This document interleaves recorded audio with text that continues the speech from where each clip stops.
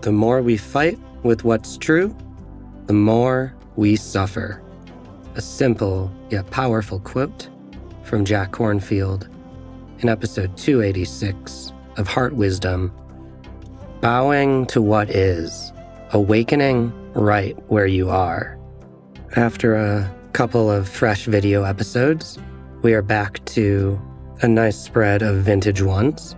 This one stems from Spirit Rock Meditation Center on January 3rd of 1993 and starts out with a really good check-in. It's all about evaluating our spiritual practice, not in some scrutinizing way, or if you're meditating harder than the person next to you at the retreat. It's an evaluation of how you're doing. How are you navigating the ups and downs, this roller coaster ride of an existence? And don't worry, if your check-in was like mine, where you maybe would like to reevaluate how your spiritual practice is helping you interface with the world, Jack offers a panacea of a teaching in this episode. Bowing to what is.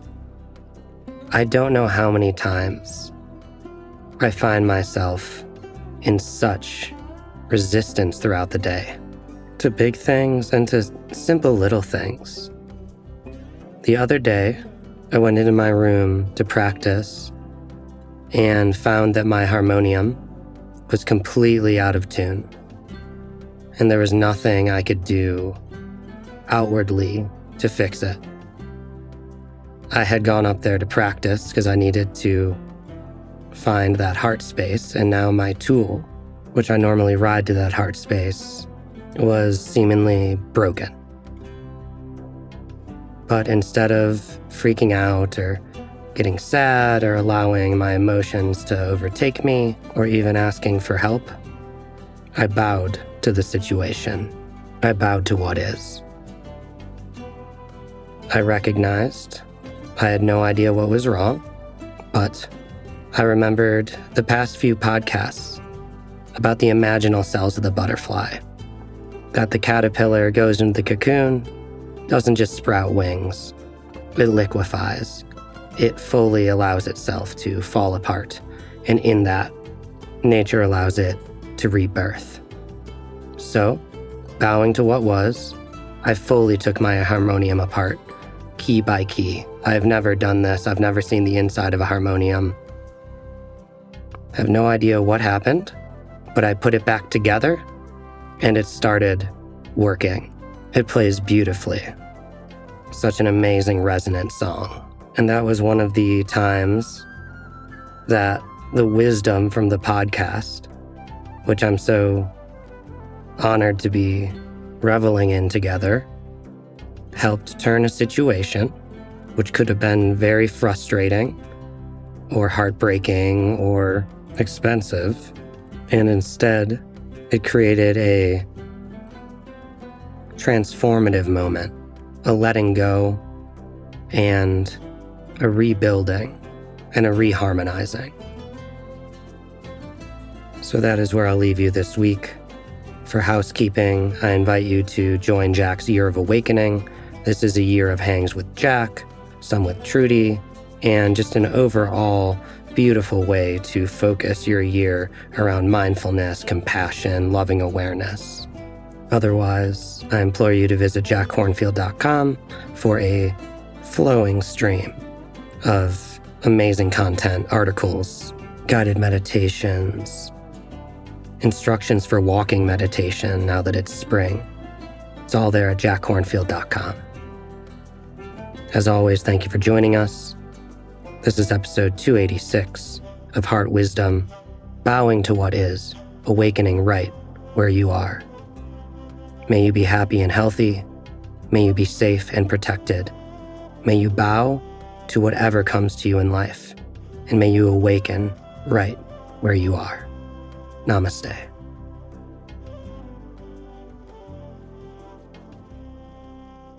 All that much new to say anyway, you know. You could all probably get up here and say the same old things that you've heard at a lot of retreats.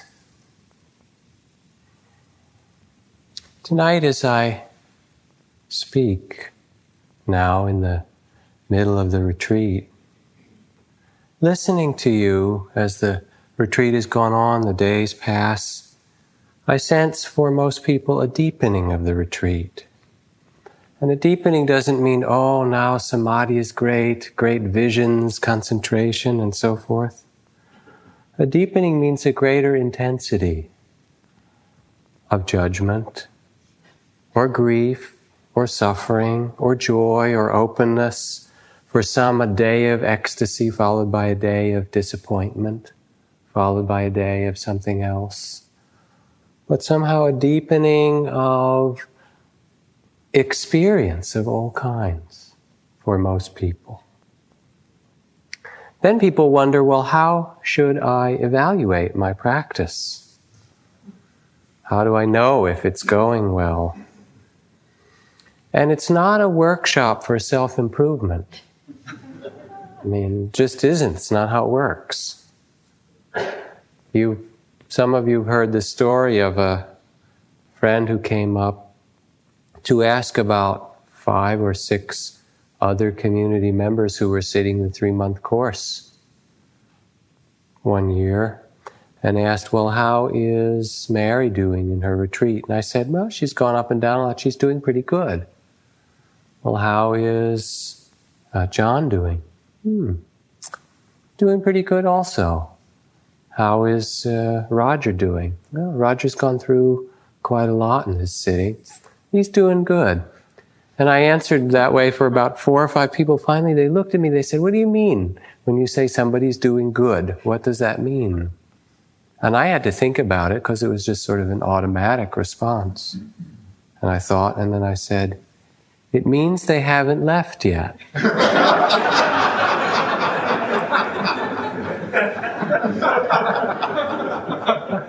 And I was serious.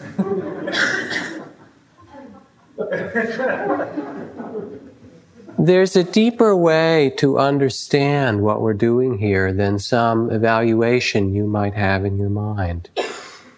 I recently taught with a good friend and a very wonderful teacher, Joanna Macy, in Sacramento. We did something together.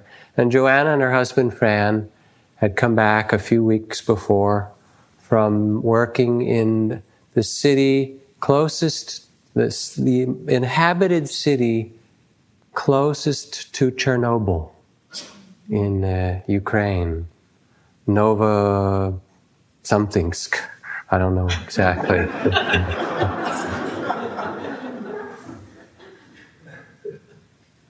And she talked about it, and I'll tell you, it was very hard to listen to.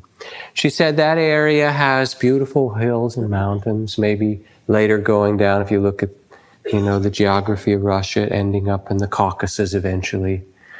And beautiful forests filled with old, ancient trees, and the villagers there for centuries, for thousands of years, the people loved to take walks in the forest and pick mushrooms and bring their children into the forest and cut wood and hunt game and so forth. It was really their life. Well, in this town of 50,000 people, those who have returned all live in their apartments with foam seals around the bottom of their doors and around their windows. And then they go to their work with seals around them, and they cannot go into the forests. They have pictures of the forest on their walls. So she did a 2-day or 3-day workshop of despair and empowerment with the mayor and the counselors and various other teachers from the city and so forth, those who gathered with her. And they really talked about how bad it was to be back there, the kind of fears they had. She had to probe them and kind of work to elicit it. They didn't want to talk about it very much. And after a day and a half of doing this, some people got very angry at Joanna and said, why the hell have you come here to make us talk about this shit, about this pain? Why are you making us feel this? Because it came after a question she asked the mayor. She said, how long will it be before you can go into your forests?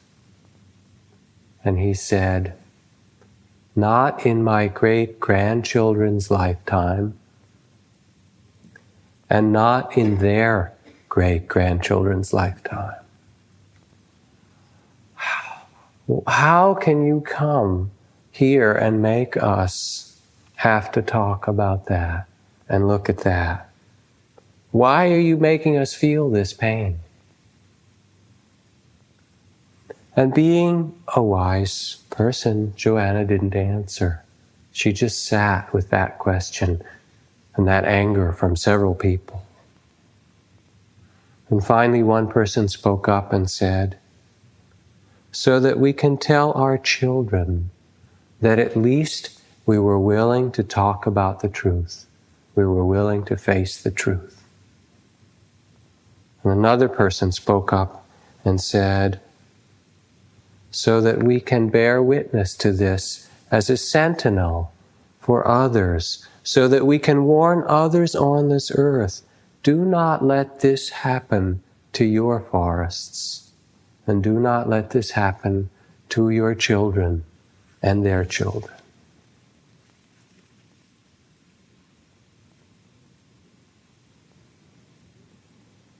Meditation is a roller coaster. And in some way we talk about the development of concentration and mindfulness and faith and all these things that may grow in it. But in truth, we can't measure it in time. Because we're not going someplace trying to make ourselves some new kind of person. How will you know when you've gotten there? Who have you met that you can measure your own unique life by? Where we're going is what is timeless. It can't be measured. As Sansanim again, the Zen master said, once a great man sat under this Bodhi tree, saw the morning star and was enlightened. He absolutely believed his eyes, his ears, his nose, his tongue, his body.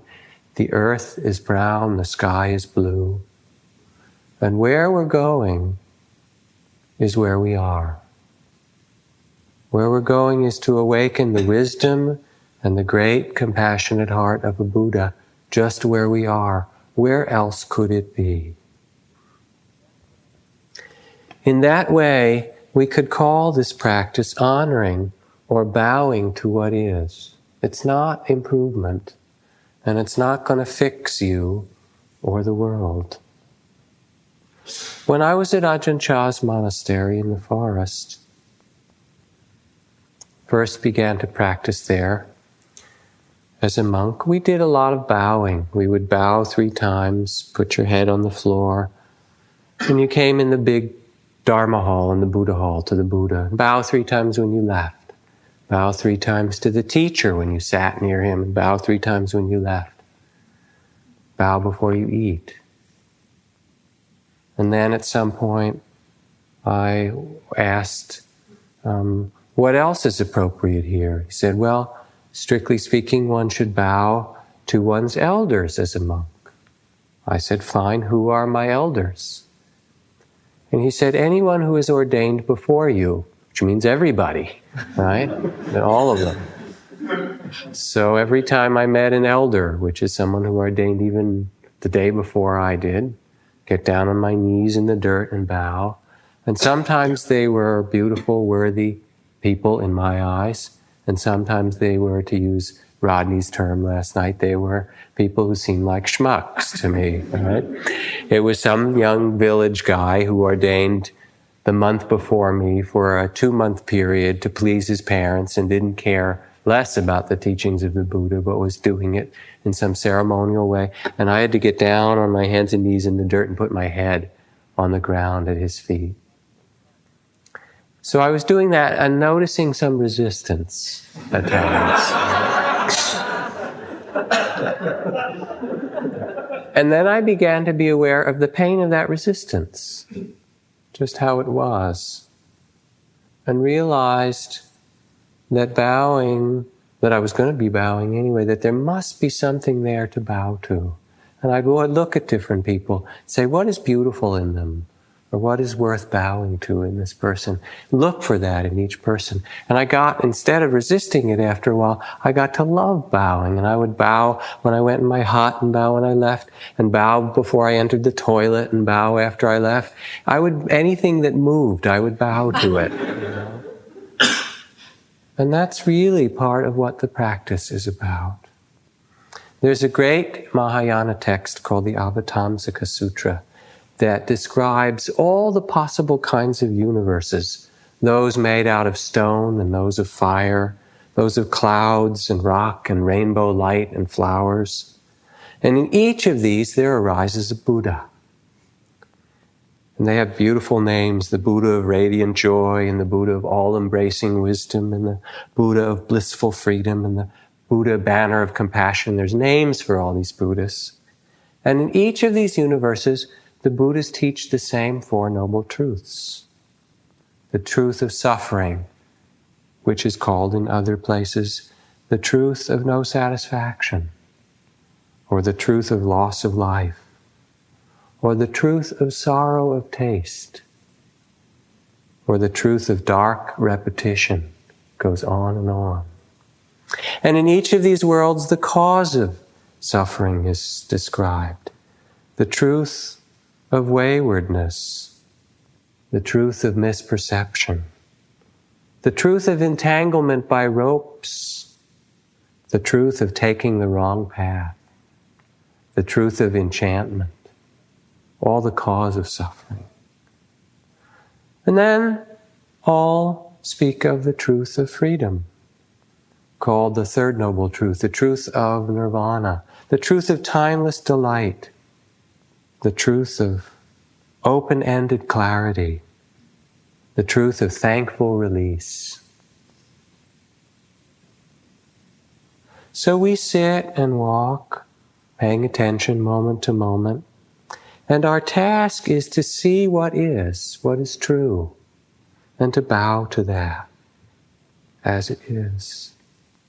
The first noble truth of the Buddha said, there is one thing, the not seeing of which keeps us constantly bound in the whirlwind of samsara, of entanglement. And that is not seeing and accepting the truth of suffering.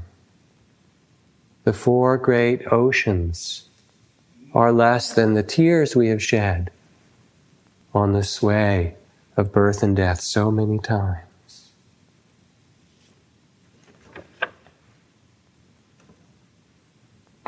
But we don't like to look at it so much, do we? Especially in this culture. A pin shall prick thy finger, and thou shalt feel it not. Thy tooth shall be extracted, and thou shalt be anesthetized. Thou shalt be bitten by a mad dog, and injected with serum, and the dog be shot, and neither of you feel any pain. Thou shalt pass a bundle of rags, who cries, give me a quarter, I am homeless, and thou shalt be anesthetized and pass on. Thou shalt be in the antechamber of the hospital, awaiting birth or death, and peruse the news of the world on the screen before your eyes. Famine in Central Africa. Latest fashion bikini leaves no strap marks. Dioxin, diet cookbook, film star of the year, neo-Nazi outbreak, assassination of the year. And no one thing shall be better or worse, and thou shalt ingest them all with the painless, smiling same feeling of, have a nice day. Have a nice day.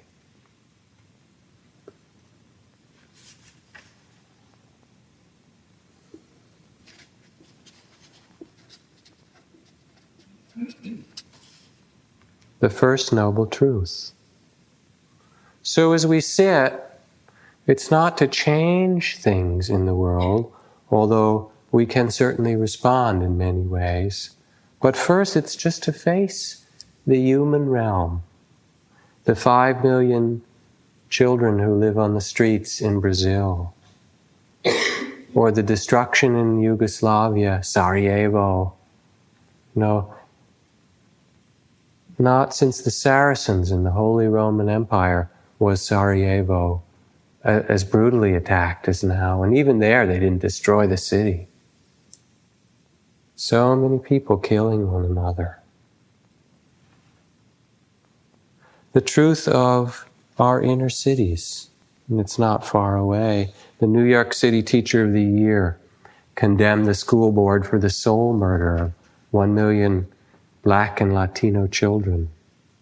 Think of the things killing us as a nation, he said.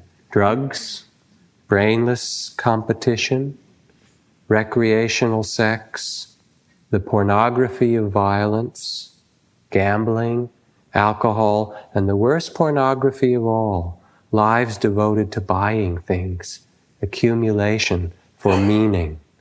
All are addictions of dependent personalities, and that is what our brand of schooling now inevitably produces.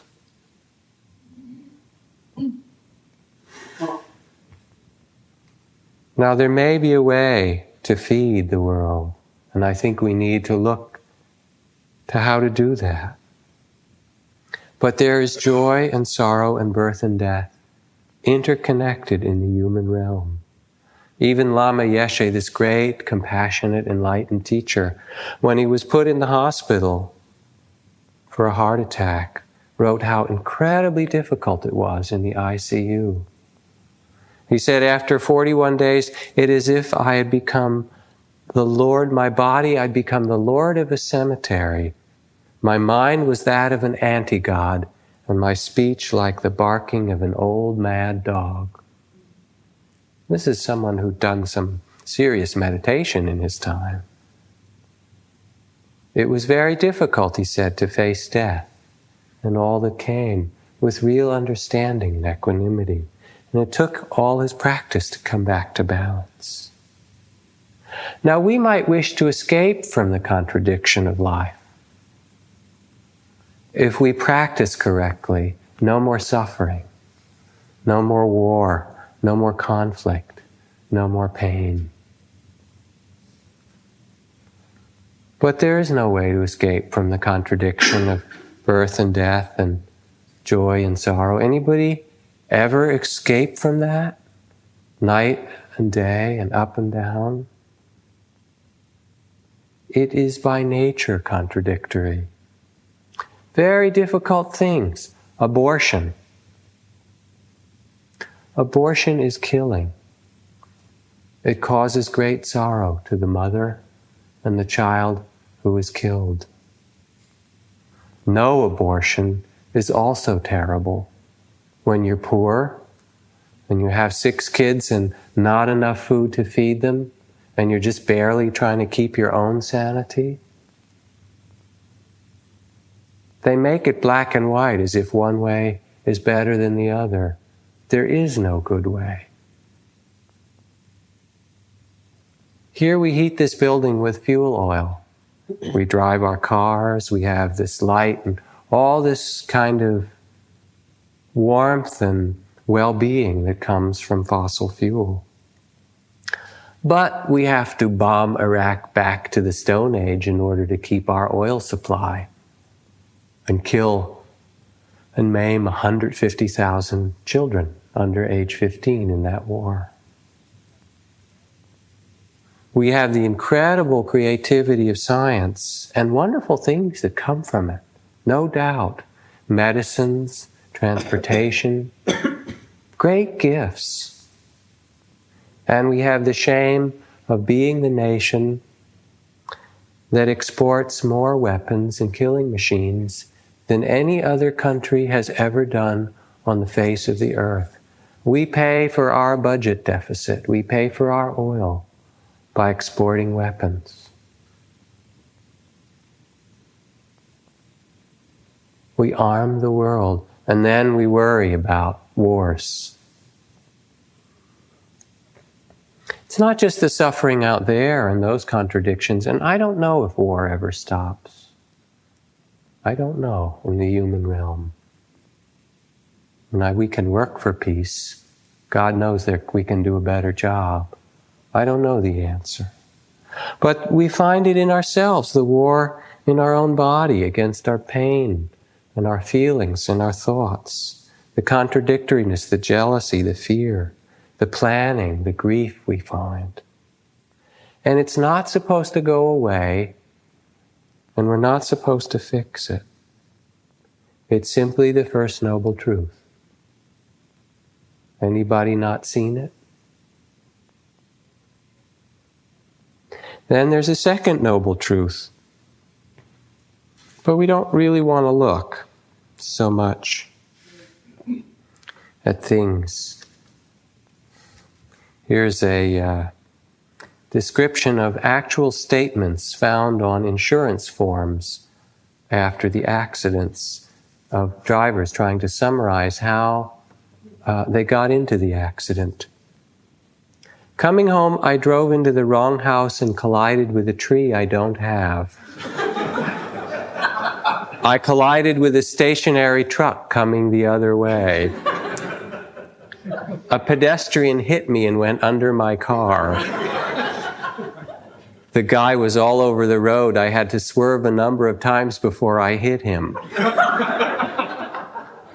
I pulled away from the side of the road, glanced at my mother-in-law, and headed over the embankment.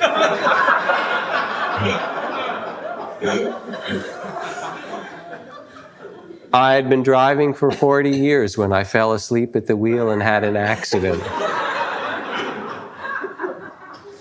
My car was legally parked as it backed into the other vehicle. I was sure the old fellow would never make it to the other side of the road when I struck him. The telephone pole was approaching. I was attempting to swerve out of its way when it struck the front end. So we don't want to look very much at really what it is. The second noble truth is really the end of denial. We see what's true. And we see that the more we fight with what's true, the more greed for holding something that will change, the more aversion and hatred, the more delusion, the more we suffer. The more the world suffers, the more attachment, the more we suffer. Ajahn Chah said it's simple. It's like a little light on the dashboard. If you're suffering, look and see. There's those little idiot lights, and then there's a little wire connected. If you're suffering, it means there's attachment. It's that simple. Lighting up suffering, must be attached someplace or other. Territoriality, struggle, wanting it to be some other way. We could fight, we could run away, we could be depressed and hopeless. But instead we are asked to bow to what is true, to honor what is true. The third noble truth is the truth of freedom, of rest in the midst of these things. The possibility of awakening the great heart of the Buddha, of awakening to that which is fearless or timeless. To find, as Suzuki Roshi spoke of, to find your composure in the midst of all things is to enter nirvana. Now, what would it mean to bow to the truth? You know, when we practice, if we're having a hard day and we're suffering, our body hurts, our mind's wandering, there's loss, there's grief, there's all the kinds of suffering you could well describe, we think we're doing it wrong. Must be some mistake. This practice isn't working. But actually, that's called insight. It is. It's simply seeing things as they are. So we bow to the first characteristic of the three that Buddha spoke of. We bow to dukkha, the inevitability of sorrow or pain as a part of life, as death is. All things are just the way they are. We fight with them, as I said. Here's Ajahn Chah. He said, we human beings are constantly at combat, at war, to escape the fact of being just this much. But instead of escaping, we continue to create suffering, waging war with what is good, waging war with evil, waging war with what is too small, waging war with what is too big, waging war with what is too short or too long or right or wrong, courageously carrying on the battle. To bow to dukkha is just to see things as they are, to experience the world as it is, with its birth and death, and joy and sorrow, and to let ourselves sit in the midst of the human realm with our eyes open and our heart open. Read you a poem. It's from a school teacher in New Jersey called A Prayer for Children. We pray for children who sneak popsicles before supper, who erase holes in math workbooks, who throw tantrums in the grocery store and pick at their food, who like ghost stories, who can never find their shoes. And we pray for those who stare at photographers from behind barbed wire, who can't bound down the street in a new pair of sneakers, who were born in places we wouldn't be caught dead, who never go to a circus. We pray for children who sleep with the dog and bury the goldfish, who bring us sticky kisses and fistfuls of dandelions, who get visits from the tooth fairy, who hug us in a hurry and forget their lunch money. And we pray for those who never get dessert, who have no safe blanket to drag behind them, who watch their parents watch them die, who can't find bread even to steal, who don't have rooms to clean up, whose pictures aren't on anybody's dresser, whose monsters are real. We pray for children who spend all their allowance before Tuesday, who shove dirty clothes under the bed and never rinse out the tub, who don't like to be kissed in front of the carpool, who squirm in church and scream in the phone, whose tears we sometimes laugh at, and whose smiles can make us cry.